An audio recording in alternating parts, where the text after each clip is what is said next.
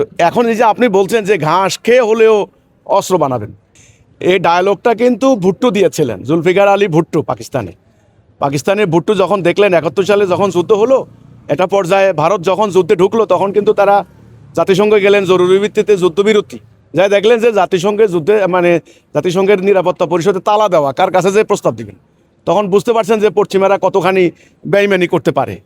তখন ওখান থেকে ফিরে এসে কিন্তু ওনারা বলেছেন যে ভারতের মোকাবেলা করার জন্য আমরা প্রয়োজনে ঘাস খেয়ে হলেও অ্যাটম বোম বানাবো। তো এখন এই যে আপনি বলছেন যে ঘাস খেয়ে হলেও অস্ত্র বানাবেনটা কি দিয়ে? প্রযুক্তি কোথায় গেছে? আমাদের কোনো ধারণার মধ্যেও নাই। অস্ত্র যে বানাবেন, আপনার কাছে যে সর্বাধুনিক প্রযুক্তি, দেখেন হেভি ইন্ডাস্ট্রি কিন্তু আমরা এখন পর্যন্ত পারি নাই। আমরা সামান্য একটা ব্লেড তৈরি করতে পারতেছি না, এখন আমাদের থেকে ইন্ডিয়ার ব্লেড আনতে হয়। তো কাজেই হ্যাঁ পারবেন, অস্ত্র লাগবে, আমি না বলি না, কিন্তু সমগ্র জাতির, আপনি যদি সমগ্র মুসলিম উম্মাকে হিসাব করেন, সমগ্র জাতিকে আগে ঐক্যবদ্ধ হতে হবে।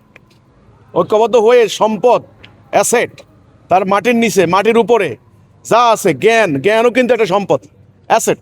আপনারা জানেন সম্পদ দুই প্রকার, একটা হলো অ্যাবস্ট্রাক্ট, একটা হলো কনক্রিট, মানে হলো বস্তুগত অবস্তুগত। এই জ্ঞানটা কিন্তু একটা অবস্তুগত, এটা কিন্তু সম্পদ, এটা একটা অ্যাসেট।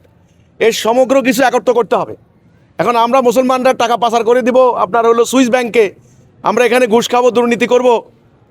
আপনি বলবেন অস্ত্র অস্ত্র বানাবেন কি দিয়ে? টাকা লাগবে না, সম্পদ লাগবে না?